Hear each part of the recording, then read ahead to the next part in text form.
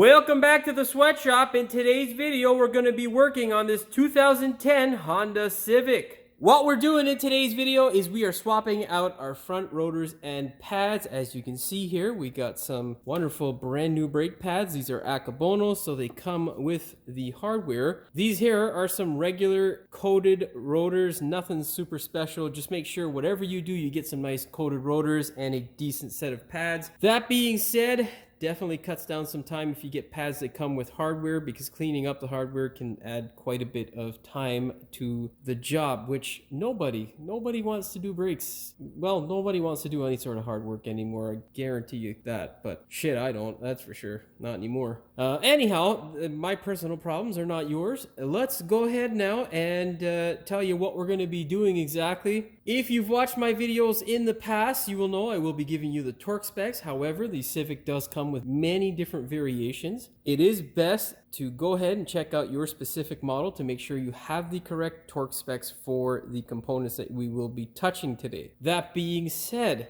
this particular one is a FA1 motor, and it is a 1.8 liter size motor. It also is a LXS in Canada. I don't know what that means down in the States exactly, but yeah. So, long story short, make sure you get the details that are appropriate for your vehicle. That being said, before we get started with today's video, do me a big favor, hit that subscribe button as well as the notification bell so you never miss one of my new videos. Now, put this thing up in the air. If you are going to work on your own car, make sure you do yourself a favor and employ the use of jack stands, because, well, no one wants to die underneath their car. All right, put it up in the air. Of course, grab a 19 mil and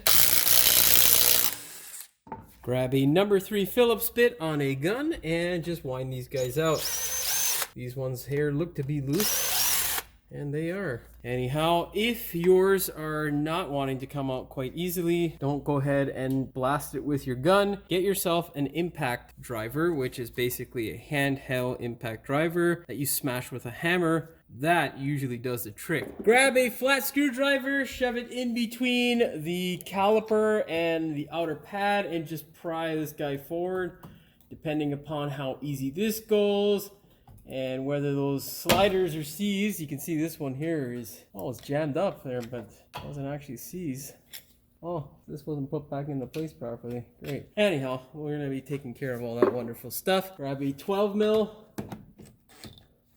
Grab a flex 12 mil. I grabbed the stubby because, well, I did the flex on the other side, and that was a real pain in the ass. You know, today's one of those days where I just don't want to goddamn do any camera work, but whatever. You know, this 12 mil is a little bit too 12 mil. It's just sticking really well. See, that's why I swapped over, because it's hard to get this little shit out of the goddamn gun. Anyhow, pull your caliper off. Make sure you get a bungee cord and suspend this thing.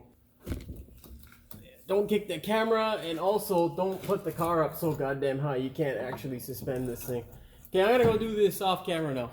Actually, we're just gonna fucking swap around to the back here for now. That's good there. Okay, perfect.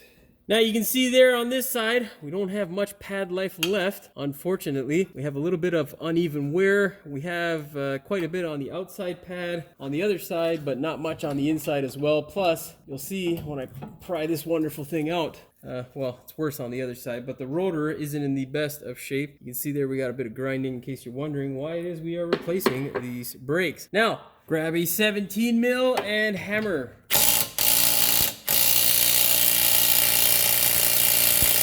Well, this side's obviously over-torqued. Wonderful. I love it when everything goes to plan. So much fun. Try the top bolt. We'll grab a breaker bar for that bottom bolt. No, why use a torque wrench? That's fucking stupid. Now, this could be rust tight, but the other side came apart easy, and yeah, that's just over-torqued. All right, let's try that again. Take 2, hammer. Much better, much better. Remove the bracket and the bolt, and then the rotor. Yeah, no, that's rotted on. Okay, okay, I'll be back. Now, this is a key thing. as to why I say consistently to get a fully coated rotor. The reason why this thing is stuck on there is because there is a rust ridge. Honda Raceway. The reason why this thing is stuck on there is a rust ridge that has formed on the rotor itself that's holding it to the hub. Problem is when you pull this off, all those particles are going to make their way behind the hub, and they sometimes can make their way into your bearing, and it's just a shitty place to be in. The good thing is Honda and any aftermarket copy rotor has these slots here, or these little holes that have a M8 by 1.25 pitch thread embedded into the rotor. So you take a bolt, thread it in. The nice thing is the top hat here is threaded or coated so that the thread itself is still usable. Now what you're going to do is just simply fire this on. You're going to press up against the rotor or press up against the hub and it'll come off.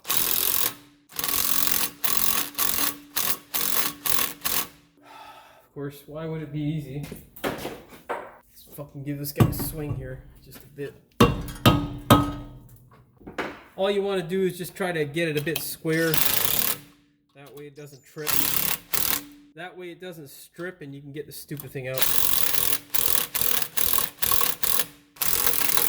And you want one of those low torque ugga-duggas because high torque will end up stripping very quickly. Which isn't the end of the world, but hey, not something you want to deal with. You can, of course, just smash the shit out of it, but hey, in case you're wondering what ridge I'm talking about, it's that shit right there that's holding our wonderful rotor into place. Now, of course, just grab your blower and blow away any of those goddamn rust particles. Now, this is a very, very important step. Of course, you can see we have a bit of rust here on our hub. We need to make sure that this surface is nice and flat to receive our brand new rotor. So, grab one of these guys here and begin grinding away. Of course, before you start, ear, eye, and nose protection, very, very importante to the longevity of one's health. That being said, hit it!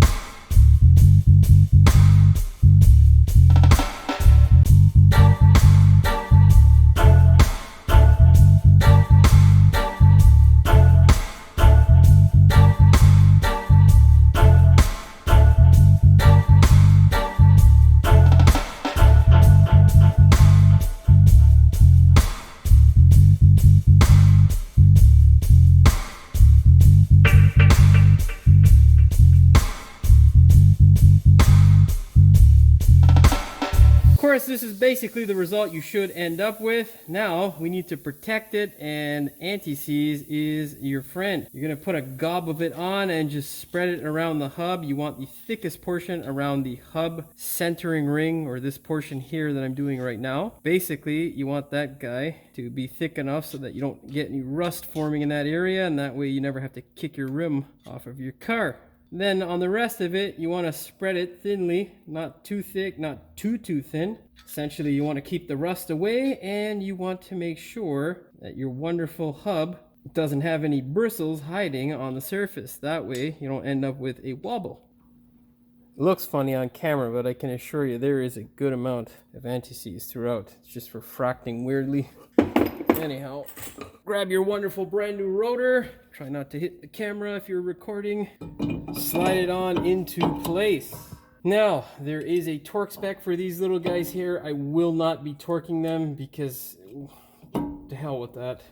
In case you are wondering and you would like to torque them, it is 7.2 foot-pounds of torque or 9.8 newton meters. Essentially, I'm going to use my low torque ugga-dugga, and well, the criteria is make sure they're not so loose that they come off the car, and make sure they're not so tight that you break the goddamn things. That's that. Now, with all this out of the way, well, you know what? Before we finish this clip off, because I'm going to do it before we put the rim on, add a nice layer around this area here so that no rust builds. As that way we do not have to injure our legs trying to convince our rim and tire to come off at some point in the future. All right, now that's one happy looking rotor and hub mating surface thingamabobber there. Oh, fucking burrito's trying to come out. Jesus. Woo! Now that's a happy looking hub and rotor. Let's go ahead and do our favorite thing of all. Servicing the caliper bracket, said no one ever. There we go. This is our wonderful caliper bracket. Very important, you do not mix them up from right to left. As you can see here, there is a difference between the two guide pins. Don't pull them both out at the same time. Now, pull these wonderful goddamn pieces of hardware off. Try not to be aggressive with them unless you know 100% that your hardware is in good shape. You can see here someone just didn't put this back properly and it's now rotted. Unfortunately, this is still serviceable, but just adds a little bit more work for me. Nothing uncommon here in the Rust Belt, especially in the Toronto area where we have some of the world's you know what? My mama said if you ain't got nothing nice to say, don't say nothing at all. So yeah, there is a dying breed of mechanic called decent or good mechanic, and there is a up and coming breed of mechanic that is just complete dog shit. Quality work is not a thing. Anyhow, what you're gonna do is grab yourself a file like so. You're going to just run through the caliper bracket like so, taking off any rust. This thing actually has a fairly small bit of rust, so we don't have too much work here to do, which is awfully nice.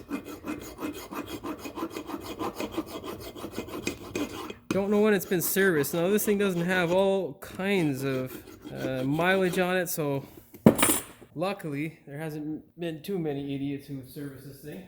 Fortunately for me. What you're going to do is get yourself a wire wheel like this on a die grinder. If you have pneumatic tools or an electric one, whatever, it doesn't really matter. Of course, you're going to put on your ear, eye, and nose protection, and you're going to grind the crap out of this thing. Okay, we're going to have to change this guy out because it doesn't have the same depth anymore as it once did. Low torque ugga dugga to the rescue.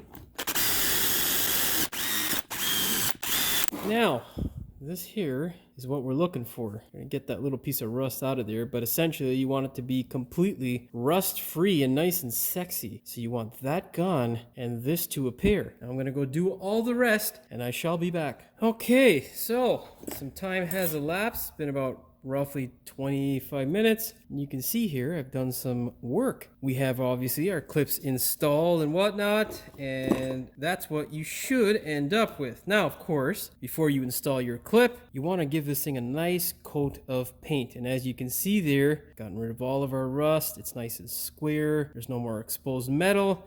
And we have used this wonderful product here to coat it. I like this because it helps prevent obviously against rust, and it obviously dries really quickly because time is obviously of the essence here for me in the shop. That being said, make sure you don't mix these guys up from left to right or whatever position they're in because it can cause a noise. I'll show you very quickly how to go through this. Make sure there is no more rust. You can see there I've ground it down around the neck of the guide pin. If it is overly rusted, honestly, not worth the headache of grinding it. Just go ahead and replace it. You're gonna get yourself grease and just lather this guy up nicely. We got some boogers in our grease currently. Yeah, see right there. Anyhow, not a big deal. You're gonna lather it up nicely. You're gonna put a little bit of a gob up at the top there like that. Focus, you pile. There you go. Then you're going to get this guy here. Give it a nice little, you know, smooch with the grease brush there. And then rotate this guy. Get it on camera, Jimmy. Get it on camera. That's the whole point of making a video. You're gonna rotate this guy here as you lather it with grease. It is very key that you stroke it back and forth because that way you know the grease will end up in any little crevices or holes or pitting that may have been left behind by that wonderful process that happens all too often here in the Rust Belt. Rust. Force this guy together, clamp it, pull the neck on the boot so that there's no trapped air. Now, you're gonna grab your clip You're going to be careful when putting on the clips because these little tabs like to stab your artwork. That is your rust prevention. So be careful with that as you install them. Slide them into place. Be gentle with the clip as well. They are not made for gorilla strength, so please be advised. Gob of grease on the brush and just give her. Make sure you don't gob it on to the point where it ends up on your rotor or pad. Slippery stuff on the braking material will render them useless for some time, potentially actually causing damage. Now, this is our wonderful product. That is a good serviced caliper bracket and can now go back into service. Of course, off camera, I went ahead and I used my wonderful anti-seize to make sure these bolts will never seize back into place ever again. Now I'm gonna go do the one side and then I'll walk you over to the other and we'll take care of that. I shall be back. All right, time to go ahead and slide our wonderful caliper bracket back in its home. What we need to do, of course, is line those wonderful bolts up with our caliper bracket, which can be sometimes a bit tricky. There we go. Always thread them in by hand. Do not ever use a gun to try and catch the bolt. You can use one to run them up, but the Honda bolts are nice and short. So really, if you've cleaned it all up nicely, you shouldn't really need to use a gun. Go ahead, grab your torque wrench, set it to 80 foot-pounds or 108 newton meters. Remember, this is a 17 mil. Now, before we go ahead and put in our pads, I want to show you, you'll notice that in these pads, there is a little hole here up on the top. Generally, that is usually for a spring clip like this. Now, I don't know whether this car requires it or not, and these brakes, of course, have been touched. So I'm going to be calling to see whether it does. If it does, I'll be replacing it at a later date off video. So if your car does come with these, reuse them. Do not throw them out or get rid of them. They do play a purpose in, well, your health and well-being if you want your brakes to last. So unfortunately, I don't want to take that call and just put them in case they actually aren't supposed to be there and I cause myself a headache. So I'm going to find that out later on, and I will, if at the time of editing I remember, I'll advise you. Back to our regularly scheduled programming. Go ahead and grab your pad, slide it in at a 45, push down slightly, and wow, look at that. Good job, Jimmy. Same thing for this side here. Make sure it doesn't get caught on anything. Slide it into place. All easy like that. Now what we need to do is get our wonderful caliper to cooperate. Oh, I see a problem. Fucking guys. Yeah, so obviously whoever serviced these in the past was a moron. I'll show you why. Okay, so this here at some point has been torn. Unfortunately, there's not really much we can do about this. This will generally lead to a piston that's going to want to seize. Not much you can do. This usually happens because of two things: either a bad technician who just did a shit job, or a pad that has been grinding for quite a while. If it's grinding considerably, the hot steel literally will melt through the boot, and given the position of where this thing's worn through, most likely that's what happened. Not sure if the technician who worked on it previously did a not so good job and just kind of slammed it together, maybe ripping it. Nonetheless, we've got a bad caliper boot. Doesn't necessarily mean we have a bad caliper, but it does tell you that you will have a bad caliper at some point in the future. Hopefully it's not very soon. Now, hopefully it's not right now, because, well, yeah, me or the customer weren't bargaining on that, and that's really not something neither of us want. Anyhow, let's thread this guy home like so. You want to get a tool like this. I tend to use the tool for bigger pistons, and for smaller pistons I use just a vice grip, because you know what, it works quickly and effectively, especially for my dual piston Subarus. If you've watched any of my other brake videos, you'll know exactly what I'm talking about. Yeah, you can see here the boot's it's all not so happy. It's pushing it out here, so we're gonna need to correct that. I don't know whether this is what happened, but I'll show you exactly what a lot of people unfortunately don't do. Now you can see here what can cause this to tear? It's because of the way it's popped out. Usually this is because of air, but that's just because it's torn. And right now it's not sitting flat or in the bore. Let's get this to focus better. Right there, you can see it's hanging out there, and that's not a good thing. So we're gonna pretend that this guy here is a good boot. What you would do is take a not so pointy flat screwdriver. You would sneak it in just like that.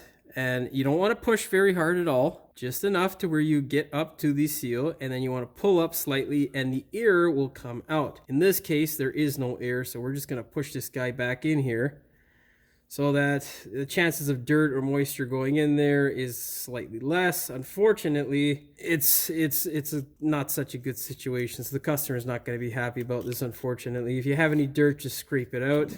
You can see there, that's generally what it should sit like, nice and flat. Now we can go ahead, of course, and put our rotor or our caliper back into place. Make sure you anti-seize your wonderful bolts. Now, of course, don't forget, if you are going to reuse those clips, if they came on your car, as you should, if they did come on your car, make sure you hold these guys together. Now's the time to put them in. You're going to hold the pads together, slide the clips in top and bottom. Then with the pads together, you're going to slide your wonderful caliper over them, holding them in place.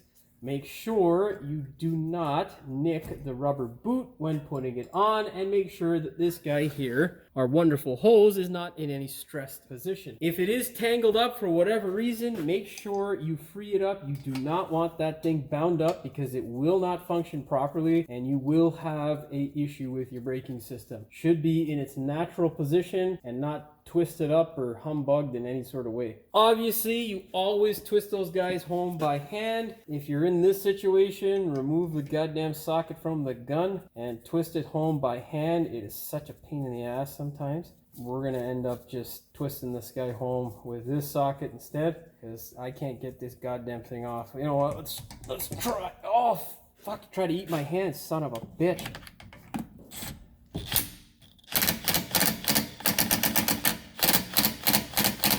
Fucking snap on. Sometimes you don't want the thing to fucking bite, and that's when it bites.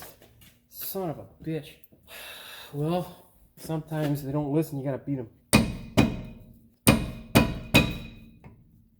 There we go.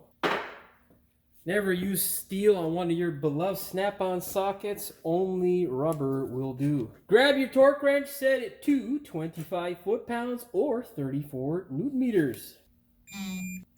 All right, wonderful. We are good to go. Of course, with your wheel on the car, always thread these guys up by hand.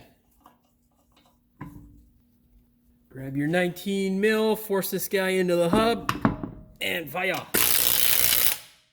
Go ahead, grab your torque wrench, set it to 80 foot-pounds or 108 newton meters.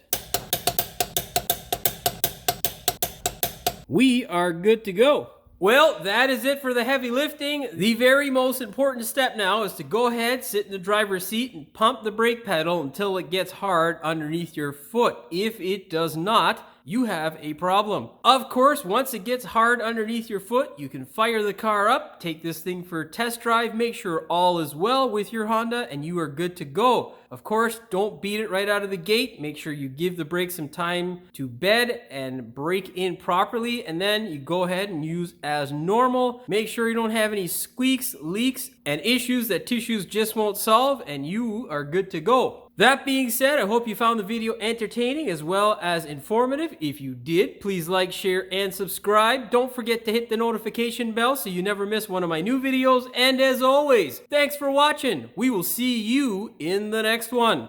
Settle the fuck down, camera. Every time, fucking pile of junk. Oh boy. I waste more fucking time trying to adjust this camera than anything else. And getting torque specs because our fucking Shopkeep program is so good. So good. Welcome back to the sweatshop. Settle the fuck down, camera. Welcome back to the sweatshop. Do you have a 2010? No, wrong thing, Jimmy, wrong thing. What we're doing in today's video is we are swapping out our front... stop fucking clicking. What we're doing in today's video is we are swapping out our front rotors and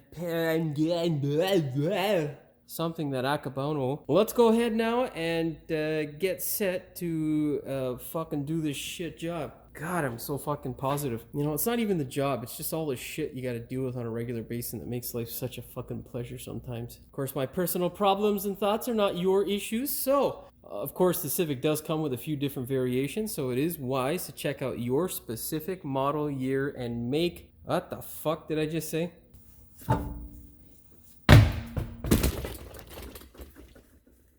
Don't smash the fucking camera. Where my gun at?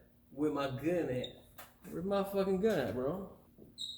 It's on the there it is. It's in the camera shot too, so now I look like an asshole. Go pick it up. Yeah, you can't really see anything, so I'm gonna reposition this bitch. Back to our regularly.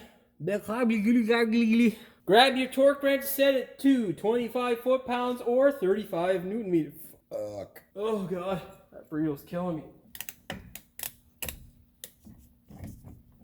Fucking brake holes, who put that shit there? Got a fucking wire stick in my belly, man. Son of a bitch. Should have really changed this glove. Makes me look like I'm on really hard times. Well, I am, but anyhow, that's not the point. Anyhow, that's going straight to the fucking bloopers, man. Well, that's all she wrote for this one. That's all she wrote for the heavy lifting. The very most important step that you shall not miss, because you'll fuck yourself up. Oh boy, Jimmy. That being said, I hope you found the evening. What the fuck?